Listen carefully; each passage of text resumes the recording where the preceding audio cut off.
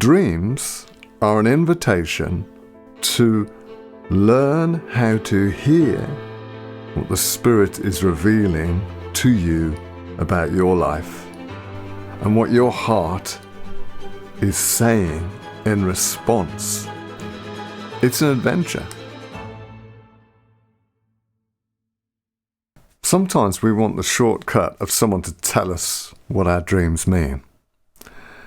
And it can help if you have someone prophetic come and who's developed in their ability to understand dreams, come and explain things to you, because they're perceptive of both what the Spirit is doing and of you personally, can pick up things about you. And that helps them invade your dream world and help you understand these things. But your dream language is your dream language. Your language is a unique to you combination of your experiences, your culture, and the spirit realm realities that are breaking in. And out of that comes your dream vocabulary.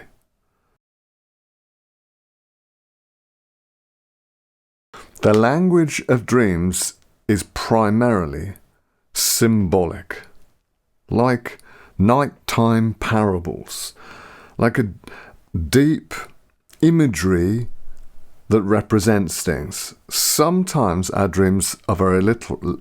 Sometimes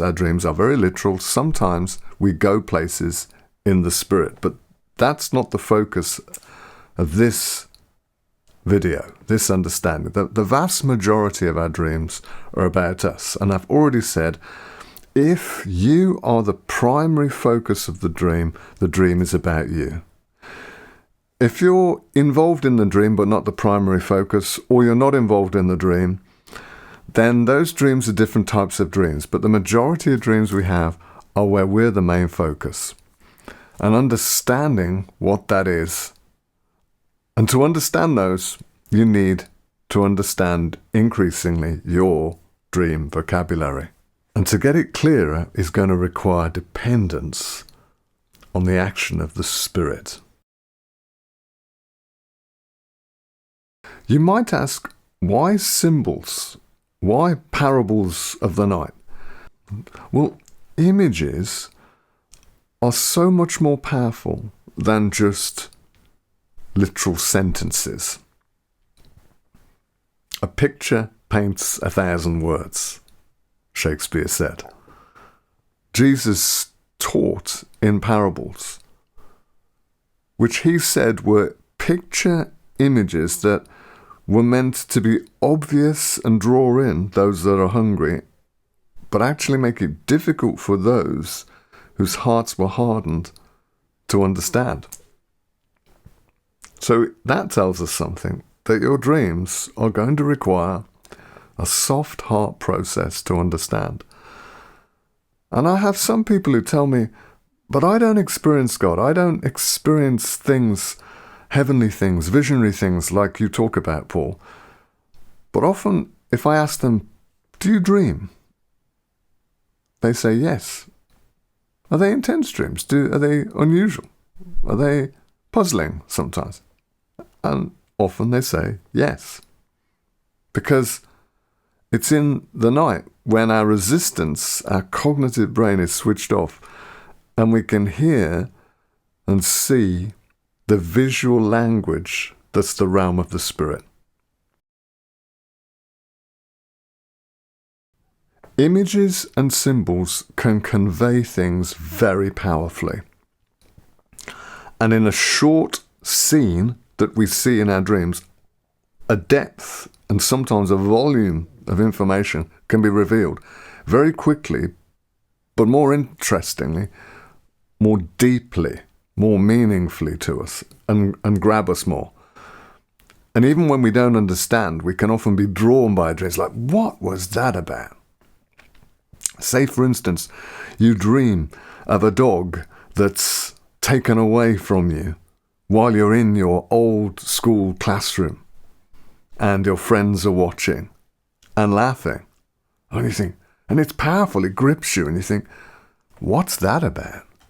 Or you dream of going to school in your past with inappropriate clothes on. Maybe you're missing your shoes. And it grips you, it's a mystery. It's like, why am I over and over dreaming this? These are powerful symbolic language. A lot of the ancient Hebraic scriptures are written symbolically. It's not that symbols are not real and they are speaking to us of unreal things. It's because symbols convey what is impossible to put in cognitive words, or would take a long time to explain with sentences and paragraphs. Because spirit realm reality is deep and intense. And if you like, it has a shape to it and a form to it, which is best seen and interacted with than just explained with words. So you're going to have to learn your vocabulary. If I read a dream dictionary, it may help, but it may also not help. It might take me away from what it means to me. So the first question is, what do these symbols mean to you? That's the first question to be asking. So the dream I explained earlier, here's a typical understanding that a Westerner might experience from that. You're in a school situation. A school is where we began intense learning. It's where we took tests. That environment shapes us early on and is where we learn. So that's symbolically speaking to a place where I'm going to learn. I'm going to experience something. Maybe there's going to be a test and it's meant to grow me, but I might fail. That's what school often means to many people. It can have other overtones depending on your experience of school, whether your experience of school was positive or negative, and you need to know what that is for you. A dog can mean different things to different people. For people who are used to having dogs, have the experience of dogs, a dog is often a comfort, a companion. So in that dream, that dog is being taken away. I'm going to lose or potentially lose some kind of companionship and comfort. For some people, dogs are traumatic because they had negative experiences with dogs in their past. So a dog will represent something traumatic being taken away in this situation, removed. So when the dog is taken away, the school colleagues are all laughing at you. Now, if you don't recognize the school colleagues, and this is often how it works, is in the dream they seem familiar, but when you wake up, you can't nail them specifically as the specific people. They're just familiar people. So they don't represent specific people. They're just the atmosphere of people are going to possibly mock you, or you're experiencing people mocking you. So if I put those elements together, because that's how they seem to me, I'm going to experience, or I am experiencing, it depends whether it's prophetic or something happening now, it's revealing what's happening in my heart, or a fear that I have, that a companionship, that I'm going to lose companionship and comfort. It's going to be a test for my heart. I'm finding, if it's in the current, I'm finding this heart. If it's in the future, it's a test. And there are people around mocking me, laughing at me. It's like, that's more of the test. It's people are going to not understand, even think, mock me for why I'm worried about this. Or even, it's like, I will feel like the group has brought this about. So you can see there's nuances, there's slight differences in how it might come across to my heart, even if there's general themes, because I'm a Westerner and other Westerners will feel very similar things to these. If I jump straight into a biblical, a scriptural comparison with images, that really is problematic in that that is a Hebraic culture. And if I am immersed in the scriptures, then sure, that language can be used. And to the measure that that Hebraic language is connected to the real spirit realm, that real spirit realm language can come and affect me. So again, the question to ask is, what do these things mean to you?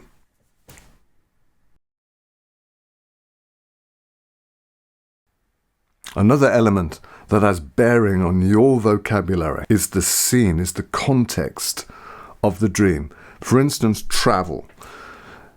If the dream is about you going to catch an aeroplane flight, or you in a car, or you walking, these dreams of travel are about moving forward, and that has a common theme in our human experience of us going from one place to another. In other words, our moving forward in life, our purpose, perhaps related to our job. It's perhaps change, but it's about purpose and moving forward. And it depends on what you're very familiar with. So you might have a lot of dreams where you're in a car, and that's often speaking of change of purpose or what's happening in your purpose. You may, in your dream, be in a car and the focus is on you go across a very stupendous bridge and the view and you get to the other side. Well, that could well be speaking of purpose changing and you're going from one place to another. It's a very common image of a bridge that we have in our life experience of going from one place to another, where there's change, a different scenery, a different country maybe. So it's speaking of change and a moment of change. Some while ago, some of my dreams would be about going to catch an aeroplane flight, and the time is very tight. It's very close. But I would often just make it. Or sometimes I would be on the wrong flight. Or sometimes I would be queuing up in the wrong place and last minute find out and go to the right place. And this was speaking to me of several things. Because to me, an aeroplane journey is purpose. It's what I do. It's what I'm achieving in life. It's my destiny. And here is my anxiety about whether I will catch that purpose correctly. And the battle that there is in life to get it. It's like, am I going to be late? Have I left enough time? And sometimes I make it and sometimes I don't. And as I reflected and pondered, it was about my anxiety of not trusting God to move me forward. So it enabled me, that dream enabled me to hear the language that was in my dream language, my dream vocabulary, to apply it to my heart, and so I could do something with it and open up my heart and go back into the emotion of the dream when I was awake and say, God, I want to let go of this anxiety. I breathe out this anxiety, and I want, where I'm taking control of my destiny myself and afraid I'm going to fail, I open my heart up to trust you. So having collected our dreams, catalogued them, written them down, the next thing is we ponder them, we think about them, we meditate on them. We open our heart up to the Spirit of wisdom and revelation to help us, and we go, what do these mean? Sometimes that understanding is instant because we just get it. We've had similar dreams in the past, or the Spirit of wisdom just gives us revelation. Other times, it takes time because this is a deep thing and we're discovering what it is. And you might ask for other people's input and that contributes to it, but you're still pondering it to get the depths of what this dream is saying. When you have dreams in your home, that's often more to do with your inner life, your inner world, because that's where we are our true selves, if you like. That's where we relax. That's where we are ourselves. So if the dream is set in your home, it's often about your heart. If it's set in the kitchen, that's the place where we're at home. It's where we're making our meals, the energy to live from. And it's often a social thing in our home with the rest of our family. It's the depths of our being. It's where we really deeply commune with people and therefore, in the dream, with God. So if it's set in your kitchen, can be an intimate part for many people. What does it mean to you? As soon as you start to think like this, what would that symbolically mean to me? Then it gives you keys to start to unlock your dreams. Often we have other people in our dreams, and that can mean various things. What do those people represent to you? Perhaps it's your boss at your current job. That's speaking of in the now, your sense of engaging with the authorities in your work right now. If it's a past job and it's a past boss, that's speaking of your past purposes, and maybe you're stuck in your past purposes. But it will also depend, what does that past job mean to you? What are your feelings about that job, and what were your feelings in the dream about that job? You might meet people in your dreams that are familiar, but they're not a specific person. You feel like you know them, but when you wake up and analyze it, perhaps they were a composite of several people.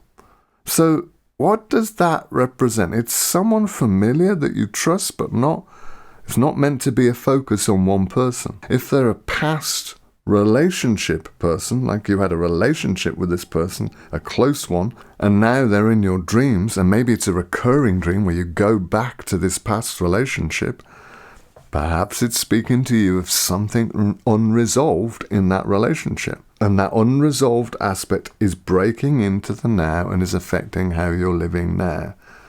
We keep coming back to the question, what does this symbolically mean to me? Not just the literal understanding. What does this person represent to me? Probably the next key question to ask, once you have a collection of your dreams and you're starting to engage with the vocabulary, how you understand your dreams and the truths and realities that you're hearing within them, is how do I get the message of each individual dream? How can I grasp the central meaning and the sub-meanings of that dream and harness it? We'll look at that in the next video that I do on dreams. In the meanwhile, keep capturing your dreams and watch the first video again that I did on dreams to help remind you of that. And do what this video has talked about. Start to grasp what your language is, what symbols and people and situations represent for you beyond their literal reality. Then you will be in a position to not be confused by all the details in your dreams, but grasp their meaning. We'll look at that next time.